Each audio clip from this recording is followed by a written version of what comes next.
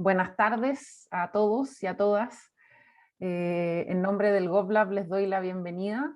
El GovLab es el Laboratorio de Innovación Pública de la Escuela de Gobierno de la Universidad Adolfo Ibáñez. Para nosotros es un honor estar hoy día en este evento largamente esperado denominado Ética y Transparencia Algorítmica. ¿Qué debemos saber?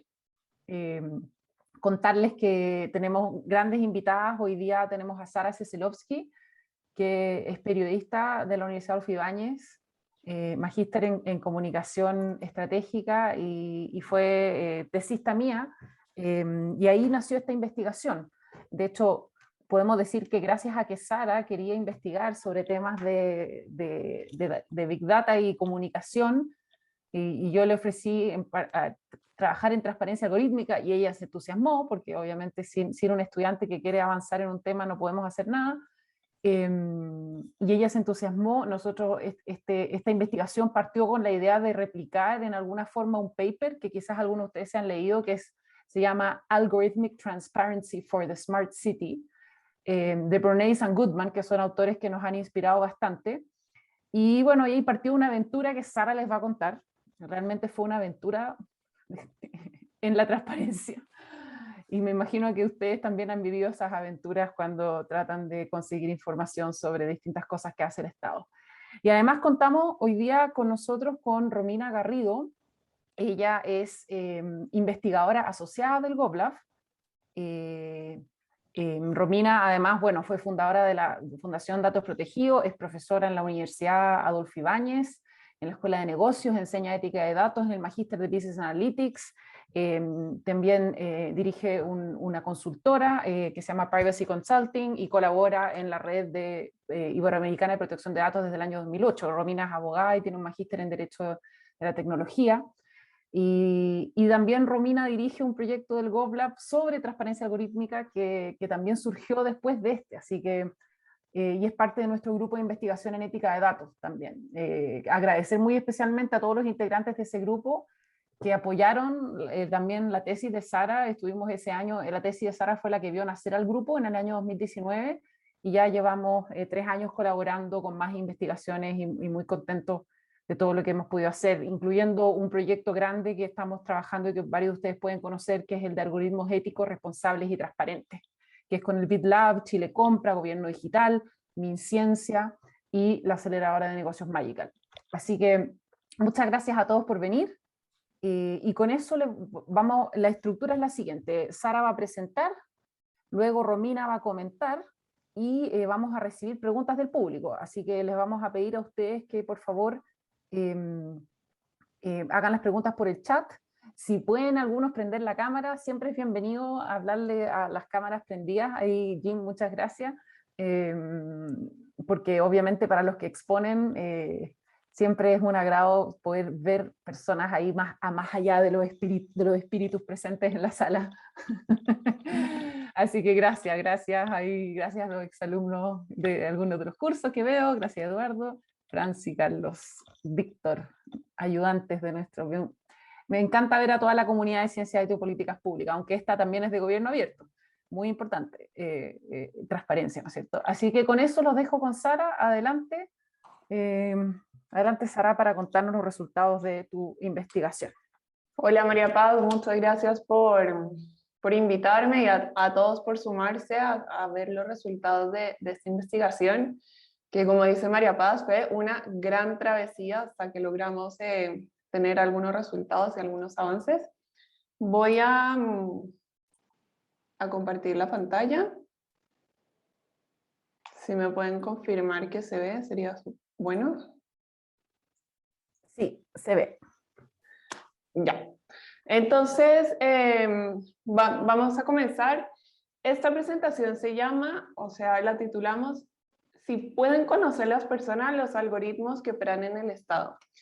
Y esto básicamente surge a raíz de la idea que nosotros teníamos, como comentaba María Paz, de conocer un poquito, o bastante realmente, qué es lo que se estaba realizando en el sector público y cómo estaban usando los datos para mejorar o realizar sus políticas públicas.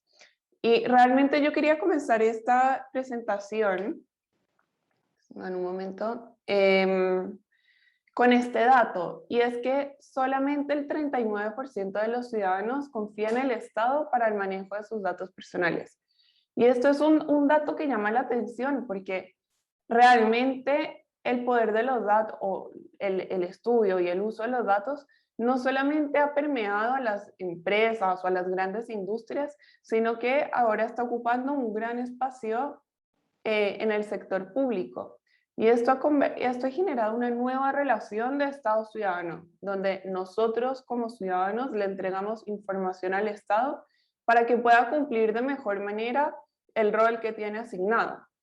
Y es llamativo que solamente el 39% de los ciudadanos confía en él para esta tarea. Y es que el nivel de opacidad que se está manejando, al menos aquí en Chile, es realmente alto. Y esto genera y mina, o sea, esto realmente lo que está haciendo es minar el capital social que tiene el Estado con sus ciudadanos. Y para esto, estos autores que María Paz ya les mencionó, Brownies y Goodman, proponen el concepto de transparencia significativa. Es decir, ¿qué es lo que el público necesita saber para poder conocer qué se están haciendo con sus datos, entender los procesos a los que están atravesando y realmente poder tener un poco el rol de fiscalizador y de poder entender qué es lo que está pasando? Y de esta manera, la transparencia significativa funciona como un mecanismo evaluador del algoritmo en función de otros principios de la ética de datos. Y esto significa que permite conocer si se están realizando sesgos, si se está cuidando, si se está realizando la protección de datos, entre otras cosas. Como bien comentaba María Paz, esta investigación surge de mi tesis de grado para optar al Magíster de Comunicación Corporativa de la Universidad Adolfo Ibáñez. Y el objetivo que nos planteamos fue analizar qué se le debe comunicar a la ciudadanía para garantizar una gestión transparente de un algoritmo y de la institución que lo implementa. Y entre los otros objetivos que nos planteamos, ya entrando como un poco más a temas específicos, es conocer qué instituciones chilenas están utilizando el algoritmo en la toma de sus decisiones y analizar la transparencia y la ética que se usa en el algoritmo de asignación del sistema de admisión escolar en Chile. Entonces, este es el caso que investigamos, que profundizamos, con la información que nos entregó el Ministerio de Educación. De manera rápida, para contarles la metodología, que fue una investigación cualitativa que partió con la revisión bibliográfica y después empezamos a realizar un levantamiento de casos. En el transcurso que fue esta etapa, logramos identificar 7 algoritmos y 8 instituciones que se estaban haciendo cargo de ellos. Y después realizamos un cuestionario vía ley de transparencia con base en algunos frameworks de trabajo que sugerían qué es lo que se tiene que saber para evaluar estos algoritmos. Y realmente, como dice María Paz, aquí fue Brownies y Woodman en quienes nos basamos para hacer este cuestionario. Y finalmente ya realizamos la lección del caso de estudio y las conclusiones. Aquí llegamos a esta parte. ¿Qué están haciendo los organismos públicos en Chile para mejorar sus políticas públicas con datos? Y este fue el levantamiento de casos que nosotros logramos realizar. Y les cuento así rápidamente. Identificamos a la Municipalidad de Las Condes con la PDI que estaban realizando uso de un algoritmo de reconocimiento facial por temas de seguridad en la comuna. Identificamos un algoritmo que está implementando la Suceso, que vamos a ahondar un poco más adelante. Identificamos el algoritmo que está usando FONASA para identificar licencias, fraude en las licencias médicas. Identificamos un algoritmo que está usando la Subsecretaría de Salud para priorizar la lista de espera en OGES.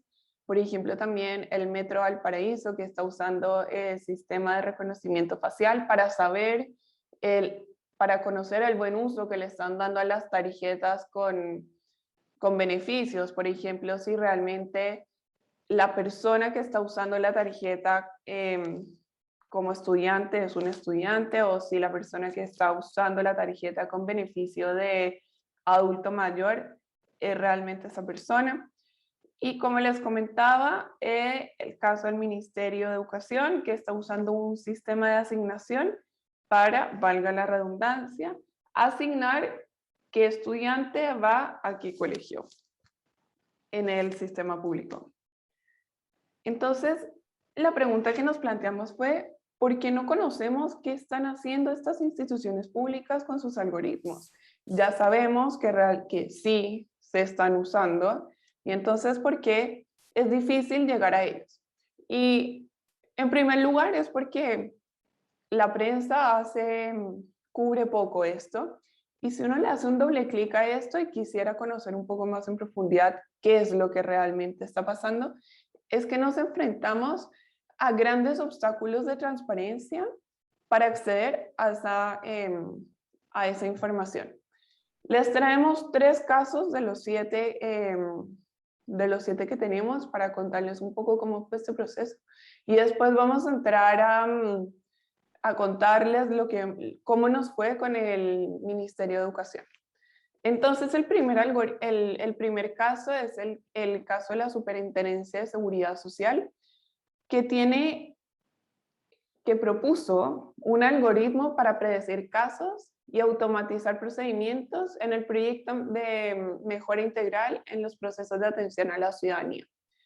Nosotros esta información la encontramos en el sitio web de la misma Sucese, y allí explicaban algunas cosas y decían que este algoritmo ya estaba implementado. Como esta línea de tiempo muestra, en abril del 2019, nosotros ingresamos una solicitud de transparencia a través de la ley de transparencia para conocer en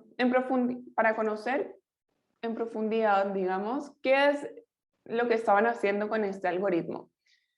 3 días después denegaron la información, y realmente la explicación que nos dieron es que usaron la causal de reserva porque la información que nosotros estábamos pidiendo daba a conocer debilidades que tenía ese algoritmo y que entonces podía afectar su correcto funcionamiento. Además, nos dijeron que la información que nosotros estábamos solicitando atentaba, daba a conocer gran parte del funcionamiento interno de esta institución. Y la tercera causal que nos dijeron es que distraía a los funcionarios públicos de las tareas que ellos debían realizar diariamente.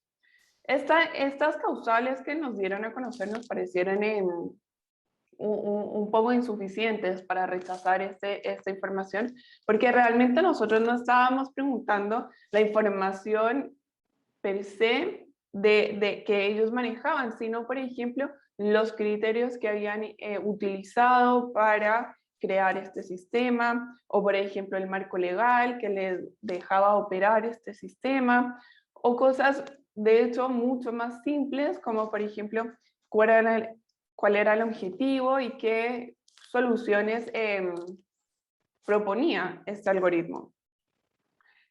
Ingresamos el amparo al Consejo para la Transparencia en mayo del 2019, casi un mes después de que ingresamos la solicitud, y en diciembre, en diciembre nos respondieron este amparo. Cuando respondieron este amparo, la investigación ya había terminado y el Consejo para la Transparencia le dio la razón a la Suceso. Y lo que explicaba el Consejo para la Transparencia para darle la razón a la Suceso está basado en los descargos que realizó y que realmente no fueron los mismos que nos llegaron a nosotros. Y la explicación es que, no, se me cayó esto, Cuando ellos pusieron y dieron a conocer este algoritmo, realmente lo que pasaba era que estaba en la fase de diseño e implementación y en una marcha blanca.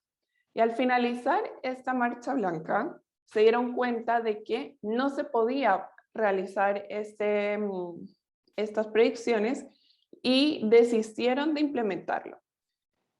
Quedan varias dudas porque de hecho ellos enviaron comunicados de prensa diciendo que esto ya fue implementado y que fue finalizado. Y la siguiente causal que realmente usaron es que esto realmente derivó en un proceso en un modelo no predictivo, pero que lo que estaba realizando este modelo no predictivo era juntar y agrupar casos para después presentárselos a un profesional que tomaba la decisión. Por tanto, no se está usando un modelo de, o sea, no se está definiendo estos casos, no están tomando decisiones automatizadas, sino que es un funcionario público quien finalmente estaba realizando estas decisiones. Esta información, para llegar a esto, conocer cómo estaba funcionando este caso, nos demoró muchísimo tiempo. La investigación terminó y realmente no fuimos capaces de entender ni de llegar a esta información hasta casi un año después. Y este es uno de los obstáculos a los que como investigador o como ciudadana uno se enfrenta cuando quiere conocer un poco más en detalle cómo está funcionando, por ejemplo, el sistema de agrupación y cómo se le están presentando estos casos a los funcionarios públicos. En segundo lugar, tenemos el caso de la Subsecretaría de Salud Pública que implementó un algoritmo de priorización para la lista de espera no GES. Y aquí tuvimos un caso diferente. Ingresamos la solicitud también en abril. No tuvimos ninguna respuesta. Hicimos un segundo, o sea, reingresamos esta solicitud y tampoco tuvimos respuesta. En mayo del 2019, ingresamos un amparo al Consejo para la Transparencia por la no respuesta de esta institución a la solicitud presentada. Y entre que ingresamos el amparo hasta que el Consejo para la Transparencia lo rechazó, entregaron la información. Se demoraron desde abril hasta octubre, perdón, en entregar esta información, siendo que realmente el plazo correspondiente son... Solo está persiguiendo un guatín. Perdón, mientras que... ¿se escucha? Sí, se escucha, sí. Sí, a alguien se le desactivó el audio, pero no te preocupes, adelante. Lo que sí llevas 15 minutos, entonces para que vayas avanzando un poco más. Sí, perfecto. Bueno, lo que queríamos con esta línea de tiempo realmente era darles a conocer que se demoraron muchísimo tiempo y no están cumpliendo los plazos que tiene el Consejo, que tienen para entregar la información solicitada. Y el tercer caso que queríamos compartirles era el caso de la COMPIN, que es un algoritmo utilizado en el sistema de redes neuronales para acotar el plazo de tramitación de las licencias médicas. Ingresamos la solicitud en mayo, nos derivaron la información a FONASA, FONASA derivó la información a la Subsecretaría de Salud Pública y hasta hoy no tenemos respuesta. Entonces realmente los obstáculos a los que nos enfrentamos es derivación entre uno y otros sin que entreguen información. Nos enfrentamos a obstáculos como el rechazo y a la entrega parcial de informaciones. Aquí brevemente les vamos a contar qué fue lo que pasó en cada uno de estos 8 casos. Cuando le preguntamos al Metro de Valparaíso por su sistema de reconocimiento facial, nos ofrecieron realizar una reunión off the record. Cuando le preguntamos a la PDI por el sistema de reconocimiento facial que está implementado en Las Condes, nos entregaron información parcial. Cuando le preguntamos a la Subsecretaría de Salud Pública, nos tocó ingresar un amparo para que ellos respondieran información parcial. Cuando le pedimos la información a FONASA, nos solicitaron realizar una audiencia vía ley de lobby. El Ministerio de Educación, debemos reconocer que entregó la información en el tiempo correspondiente. Cuando cuando consultamos a la Seremi de Salud de la región metropolitana, nos derivó la información y la información nunca fue entregada. La Superintendencia de Seguridad Social rechazó completamente junto al Consejo la información y la Municipalidad de Las Condes nos derivó a la AMSO, y la AMSO, que es la Asociación de Municipalidades de la Zona Oriente, no está obligada a entregar la información. Entonces, esto es el tipo de obstáculos al que nos enfrentamos cuando queremos acceder a información básica sobre los algoritmos que están operando en el Estado. Entramos después a tratar de conocer qué es lo que debemos saber sobre los algoritmos que nos afectan directamente y cuál es la información relevante que debemos conocer. El formulario vía transparencia que nosotros les mencionamos tenía muchas preguntas, tenía 32, pero básicamente se pueden resumir en estos 8 ítems. El objetivo del algoritmo, los datos recolectados y su relevancia, por qué fueron excluidos algunos datos, cuáles fueron los criterios de predicción, cuál fue la técnica de analítica, que explicaran las políticas adoptadas, verificar que hubiese validación y auditorías del algoritmo y finalmente que fuesen capaces de explicar los outputs que entrega el algoritmo. Y ya entendiendo qué es lo que realmente debiésemos conocer, podemos evaluar la respuesta que nos entregó el Ministerio de Educación respecto al algoritmo de asignación escolar.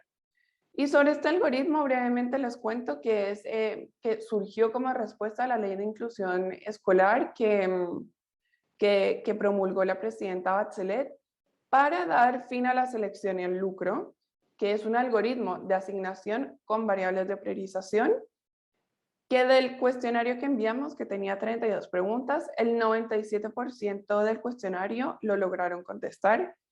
Y después lo que realizamos fue conocer y analizar si en el sitio web que ellos tienen, que es su canal de comunicación hacia el público, daban a conocer esta información.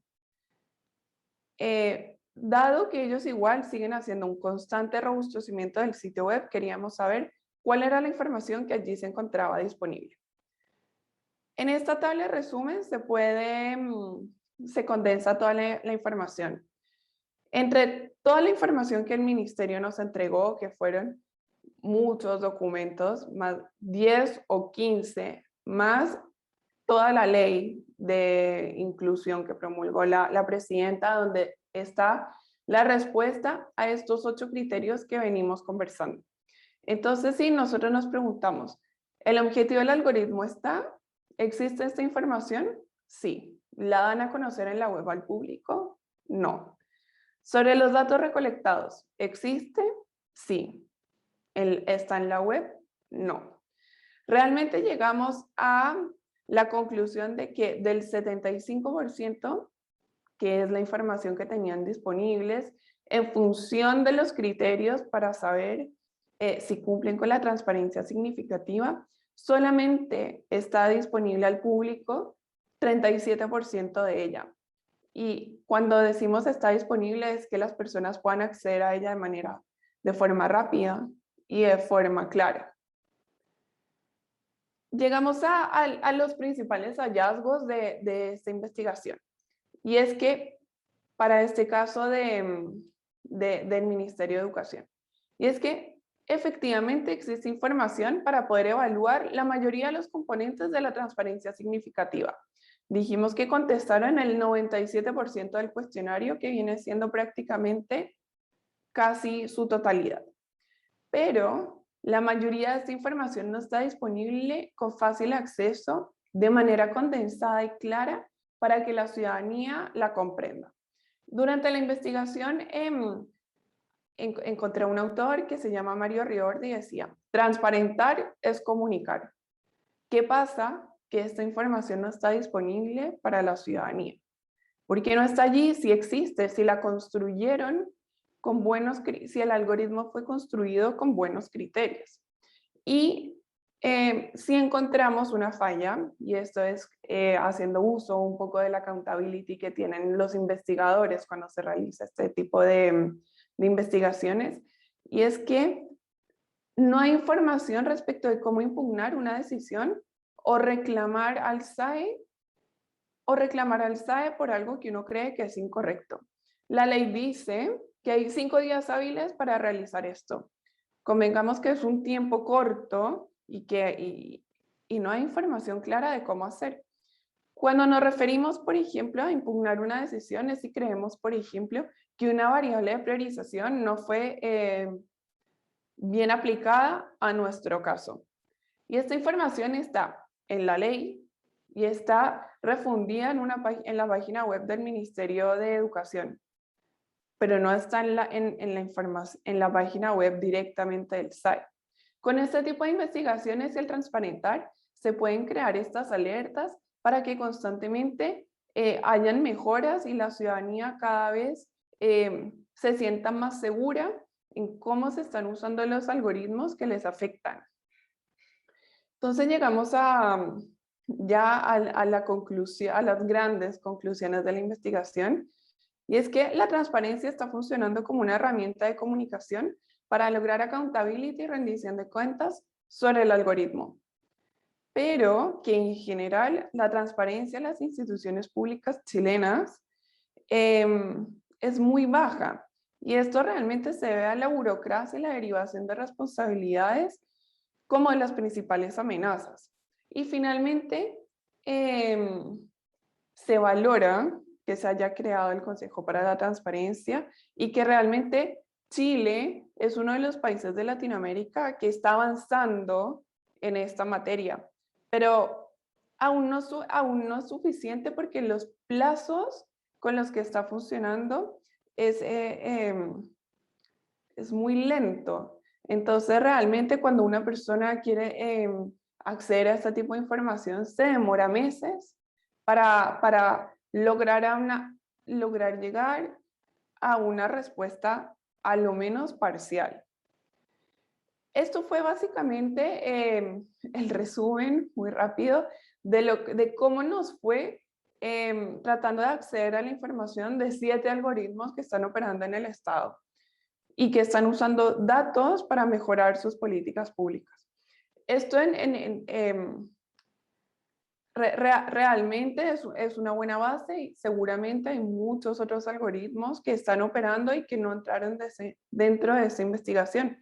Pero nosotros realmente lo que queremos realizar es visibilizar la necesidad de establecer un estándar de transparencia algorítmica en Chile, porque es algo bueno para el país. Y realmente lo que queremos es que cada vez hayan más mecanismos que faciliten esta rendición de cuentas.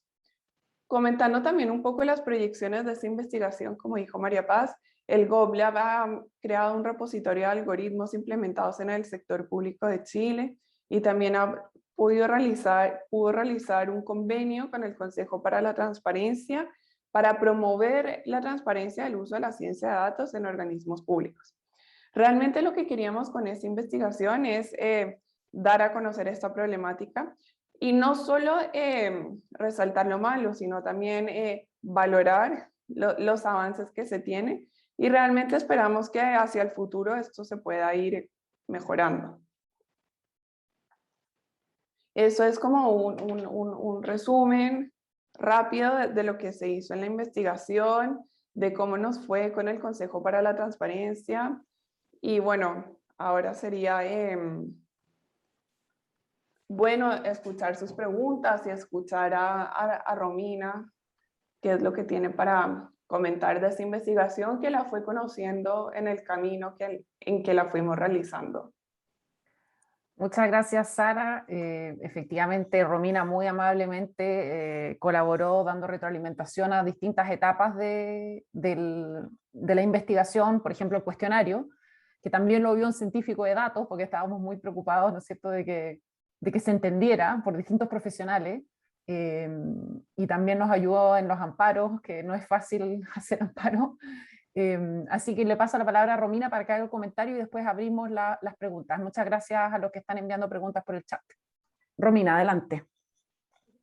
Hola María Paz, hola Sara y hola a todos los que nos acompañan esta tarde. Sara, primero felicitarte por este trabajo. Efectivamente, como dice María Paz, fue un germen del grupo que ahora tenemos en el GovLab de ética de datos y que nos permitió ir instalando varios temas en la agenda del GovLab que ya llevamos años desarrollando ya y que parte con tu tesis, la cual pude colaborar con la revisión de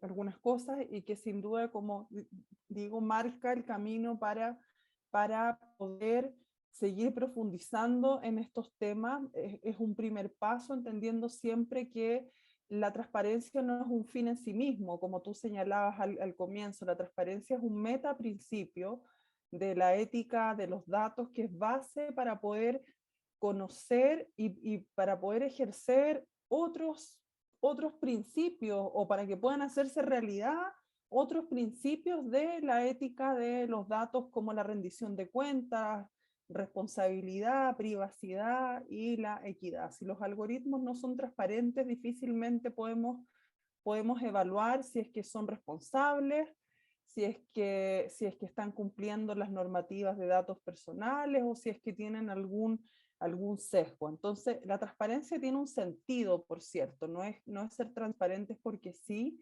sino que poder hacer que las personas puedan, a través de distintas herramientas, conocer cómo funcionan los algoritmos. Y esto no es algo solamente que estemos haciendo acá en Chile. Sin duda, a nosotros estamos recién en primeros avances.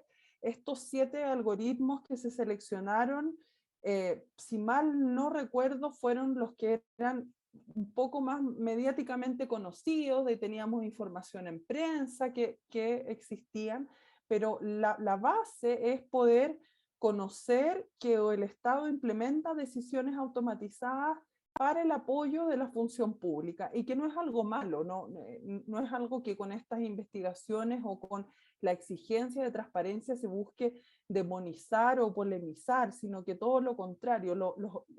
Si esto va a hacer que muchas más personas puedan acceder a servicios públicos de manera más eficiente, en menor tiempo y con mejores resultados, adelante, pero las infraestructuras tecnológicas que construye el Estado tienen que además estar hechas para proteger a las personas y sin duda un manejo responsable de datos es una cuestión súper relevante. Entonces, nosotros partimos, o sea, ustedes partieron esta investigación, y digo, nosotros, me siento como parte un poco como con los algoritmos que más se conocían, o de los que se armaban o de los que salían en prensa y que podían tener riesgos éticos, pero sin duda estamos un paso más atrás, porque no tenemos en Chile lo que está recién también naciendo en algunos países, como son los registros de algoritmos, que es un primer paso para saber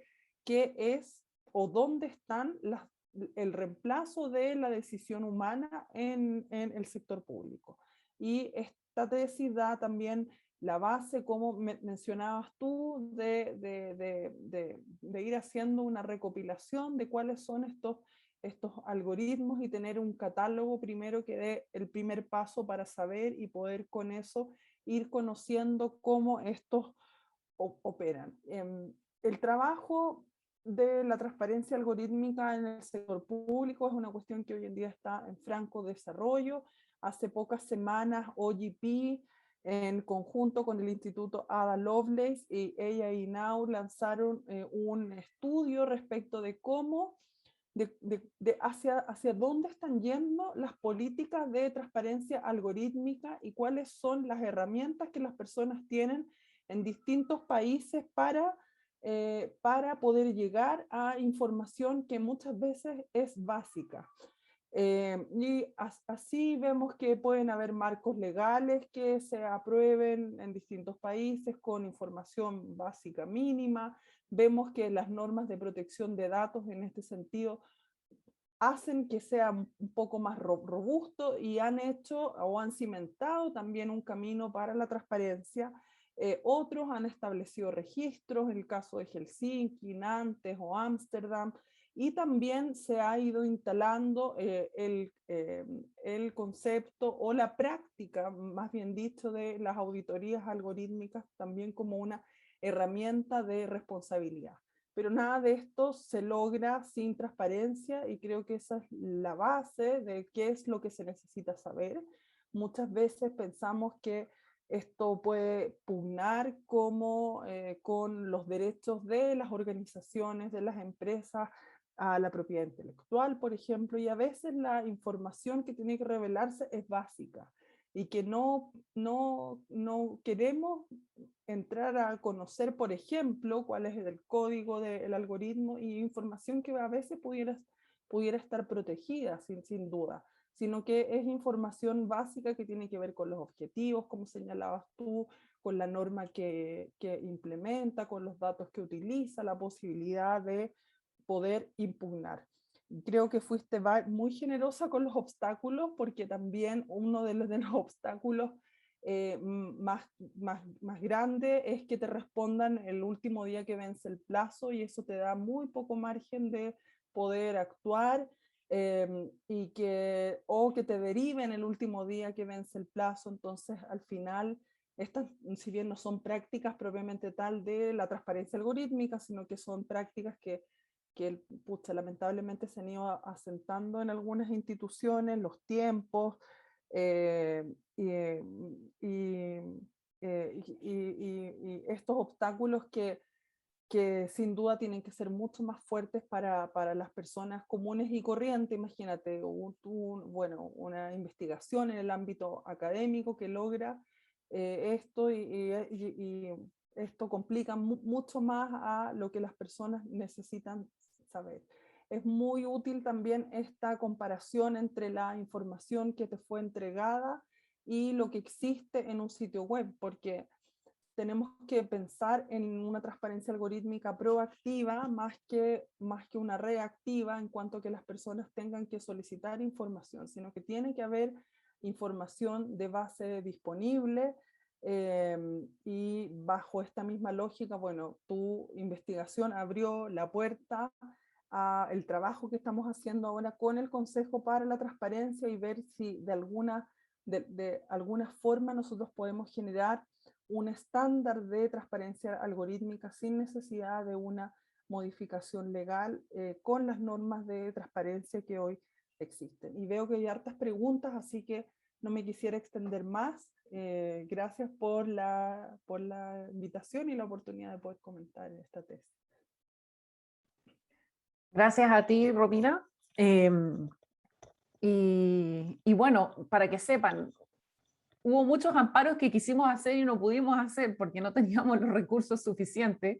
De hecho, la tesis de Sara originalmente quería comparar 3 casos, no pudimos comparar 3 casos, así que como cualquier investigación académica nos fuimos ajustando a lo que podíamos hacer, ¿no es cierto?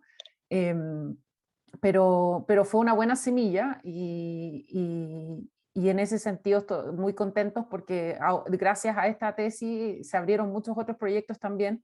Entonces en ese sentido estamos muy contentos como una semilla inicial. A ver, con respecto a las preguntas, voy a hacerlas. Romina, por favor, siéntete libre también de complementar, porque obviamente algunas salen de la esfera necesariamente de la investigación de Sara, pero Romina enseña ética de datos, así que, y yo también, si después que algo, también puedo comentar. Así que eso, vamos a partir con una pregunta para Sara de Carlos Ruz, que dice, en el sentido de la política pública y la transparencia a la ciudadanía, ¿de qué forma consideras que podríamos avanzar en el caso del SAE en mejorar los elementos de auditoría algorítmica y rendición de cuentas en esa línea?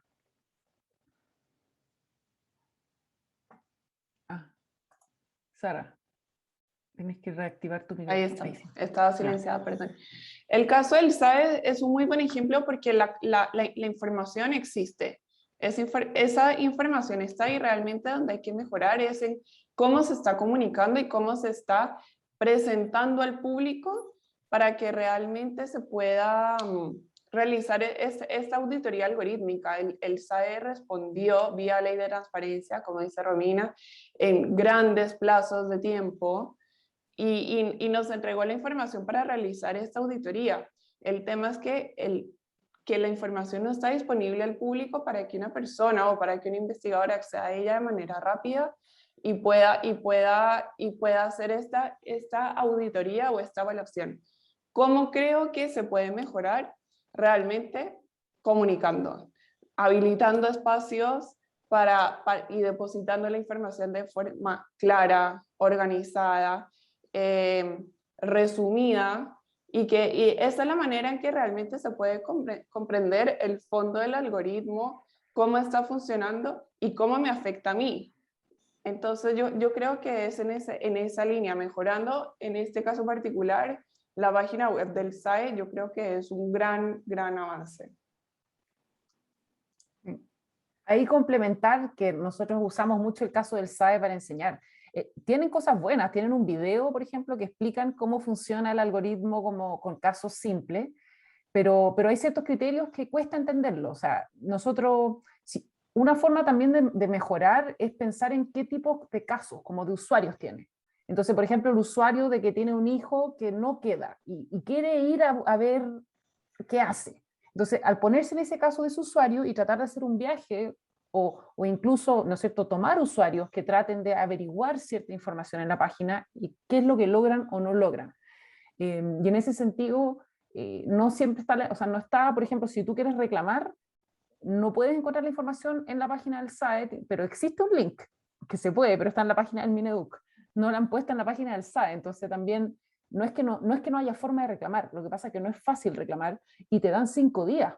Entonces, claro, uno no sabe como investigador qué correo electrónico le llega al papá o mamá, al apoderado, con qué información y cuán visible, por ejemplo, están los mecanismos de reclamo en la notificación individual, ¿no es cierto? Pero al menos en la página no están visibles.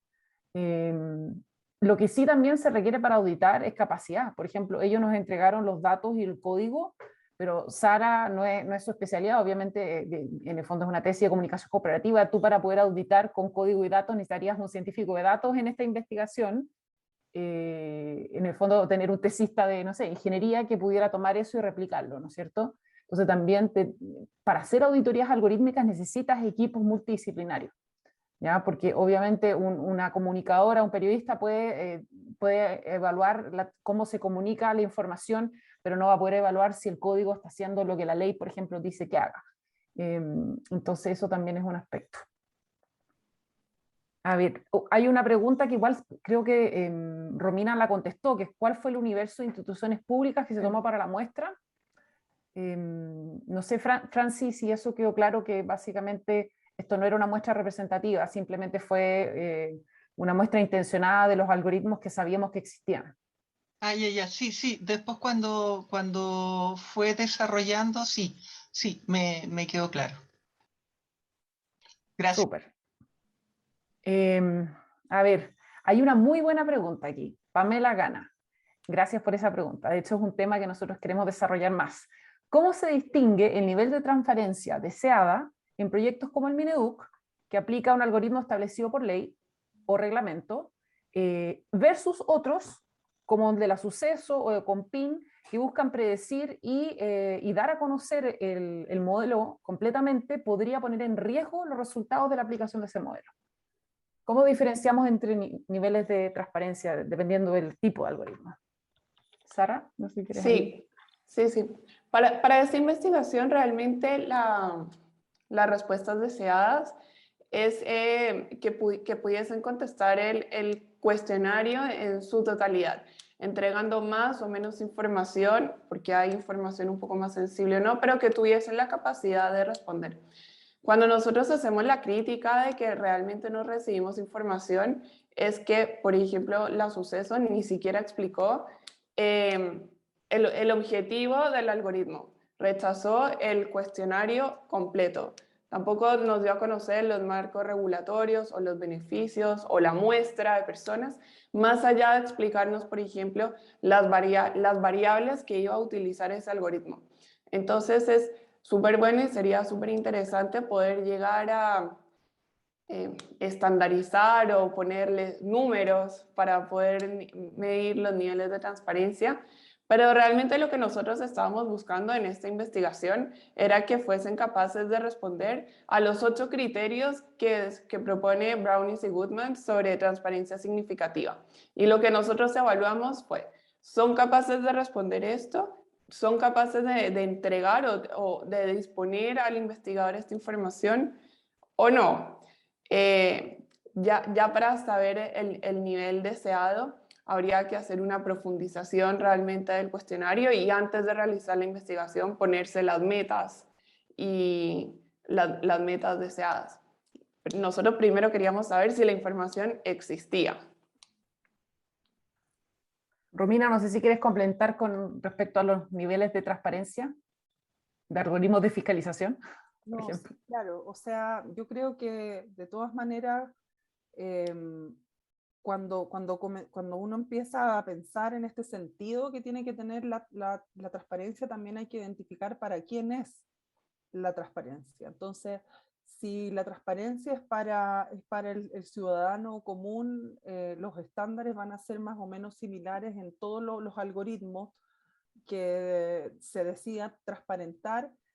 Si la transparencia es para un investigador, probablemente los sistemas más complejos, como aquellos que declaran usar redes neuronales o machine learning, van a tener otros niveles de transparencia destinados para ese público en general. Y creo que lo que está pasando ahora, y que es una de las conclusiones también que tiene Sara en su tesis, es que a veces uno encuentra información, pero está dispersa, está fragmentada para distintos públicos y no hay un nivel o un estándar mínimo, aunque sea. Entonces este estándar mínimo yo creo que es el camino que primero tenemos que concordar, y los algoritmos, los sistemas de decisiones automatizadas van a tener distintos niveles de transparencia dependiendo de sus objetivos. Por cierto, hay algoritmos de fiscalización como los que se exponen en la pregunta, Suceso, Compin, FONASA, donde hay niveles de transparencia que van a ser un poco más limitados para que se pueda cumplir el objetivo que tiene el algoritmo, pero siempre tiene que haber un piso base, que es el primer consenso al que tenemos que llegar, ya sea por la ley o por las prácticas que se tienen que empezar a instalar en la administración. Me parece que llegar a ese nivel de consenso también es muy complejo. O sea, actualmente no hay un consenso internacional, por ejemplo, de qué es lo mínimo que se debiese tener. Y existen muchos frameworks, y existen muchos autores y muchas instituciones que se han pronunciado, y realmente si uno junta y trata de encontrar los aspectos en común, por ejemplo, un ejemplo podría ser la transparencia significativa, pero para entender lo deseable primero hay que llegar a un acuerdo, y aún no hay ese acuerdo, no existe, sigue en estudio, por decirlo de alguna manera. Efectivamente. complementando la respuesta y también con otra pregunta que tenía que ver con qué pasa si se puede manipular o no un algoritmo, o en el fondo producir el efecto contrario al conocerlo. Efectivamente, como decía Romina, si un algoritmo dar a conocer la fórmula va a impedir que obtenga su resultado, claramente no va a poder ser 100% transparente. Eso está bien que así sea. El tema es que eso no significa que no sea un grado de transparente. Y ese grado es lo que a nosotros nos interesa igual determinar. Y idealmente cuando se estableciera un estándar, habría un estándar distinto para algoritmos de fiscalización que para algoritmos, por ejemplo, de asignación de beneficios. Son cosas completamente distintas y está bien que así lo sea. Nadie quisiera que el algoritmo que fiscaliza la evasión de impuestos del Servicio de Impuestos Internos, ¿no es cierto?, fuera 100% público, porque todos queremos que se pague impuestos. Y ese, de hecho, es un tipo de opacidad que se llama la opacidad intencional. Y está bien que haya un grado de opacidad intencional en ese caso, pero no son todos los casos así. A ver, alguien hace una pregunta que igual es más filosófica, no sé, ahí, Romina, si te quieres tratar de responder. ¿Es correcto implementar estructuras de decisiones que no están lo suficientemente probadas como para que sean a la vez transparentadas a la ciudadanía? Esto parte como un poco más allá de la transparencia, ¿cierto? Porque ya hay una decisión de implementar un sistema de decisión automatizada que nosotros, como lo vemos en los cursos, de cuando estamos recién pensando en las etapas de formulación de un proyecto de ciencia de datos que va a apoyar un sistema de decisión, vemos que uno de los requisitos base es, primero, bueno, tener los datos, tener un problema a resolver y también ver cómo ha funcionado esto en otros lugares. O sea, es clave que podamos mirar experiencia comparada de situaciones similares y ver cómo esto ha funcionado y que no todas las soluciones pueden pasar por implementar una decisión automatizada. Incluso hay casos donde en esta etapa bien inicial uno podría decidir no implementar una decisión automatizada porque podría incluso causar más daño de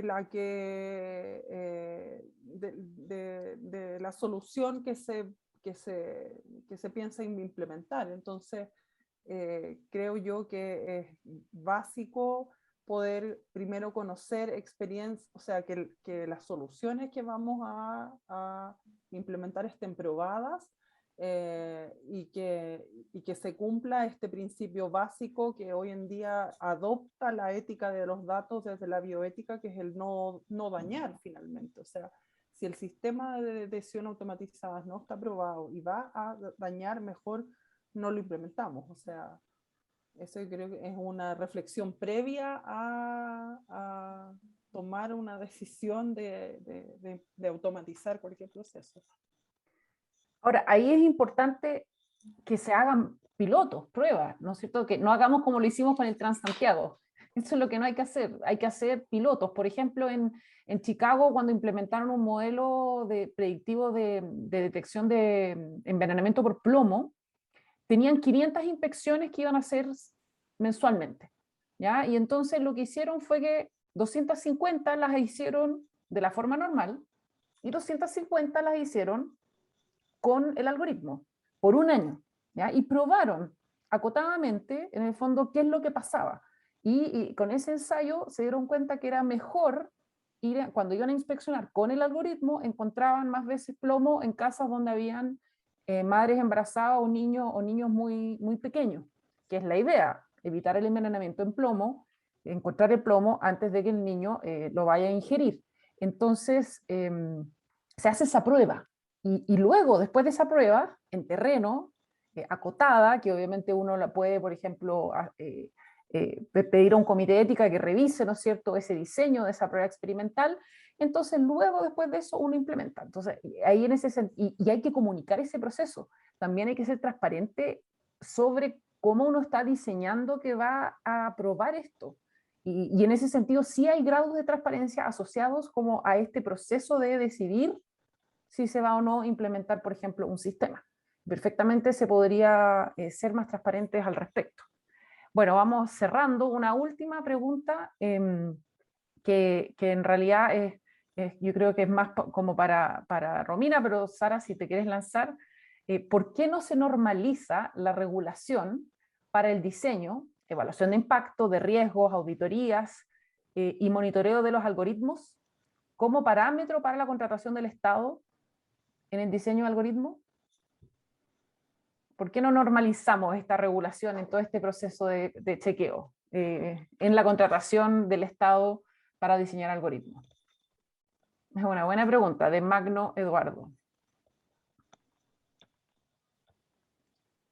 Me parece que todavía está los beneficios que trae esta fiscalización y este diseño por defecto de con criterios éticos de los algoritmos, todavía no está el conocimiento y no está normalizado porque no se tiene el conocimiento de que es una buena práctica y que se debe hacer.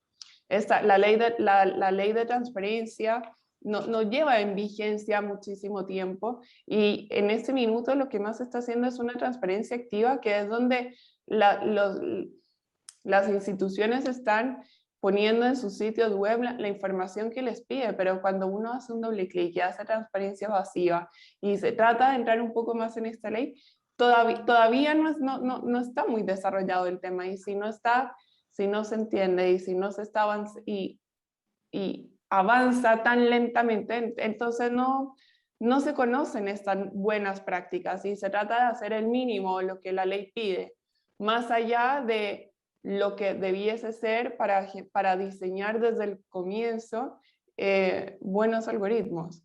Yo creo que Romina ahí tiene bastante para complementar, pero eso es lo que creo. Yo creo, cuando dice normalizar es como estandarizar, ¿verdad? Eso es como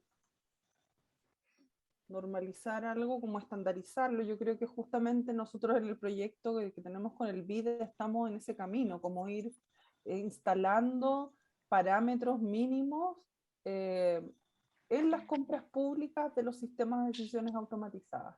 Porque después es bien difícil, pues tú ya compraste algo y compraste un desarrollo hecho, y es difícil después poder exigirle a tu desarrollador, si no lo pusiste bien en el contrato, niveles de transparencia, o tampoco te preocupaste de poder explicar, o de que el desarrollador pudiera dejarte documentación clara, que tú pudieras después reutilizar en un lenguaje claro, que es algo que tú mencionas en tu tesis, Sara, como fundamental en comunicar.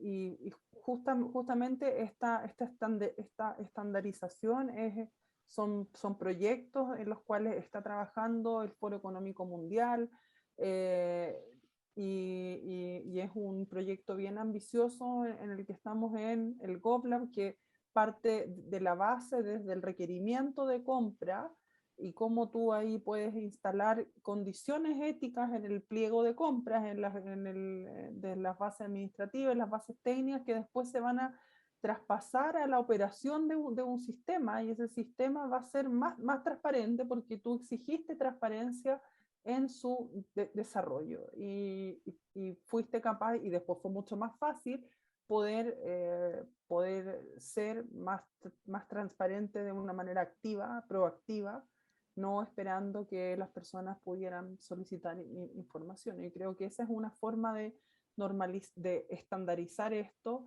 Sin duda también avances legislativos que faltan, la ley de protección de datos va a ser clave en ese sentido, pero mientras tanto tenemos una regulación que al menos exige que las bases de datos públicas se tengan que inscribir, y entonces eso nos da alguna idea de qué datos podemos tener, y así ir avanzando en más transparencia para estos sistemas. Muchas gracias. Afortunadamente tenemos un proyecto, Magno Eduardo, en el GovLab sobre este tema, que busca como en 2 años generar una directiva de compra. O sea, ayudar a los organismos públicos a ver cómo van a comprar estos sistemas y cómo integran la transparencia, por ejemplo, desde el principio.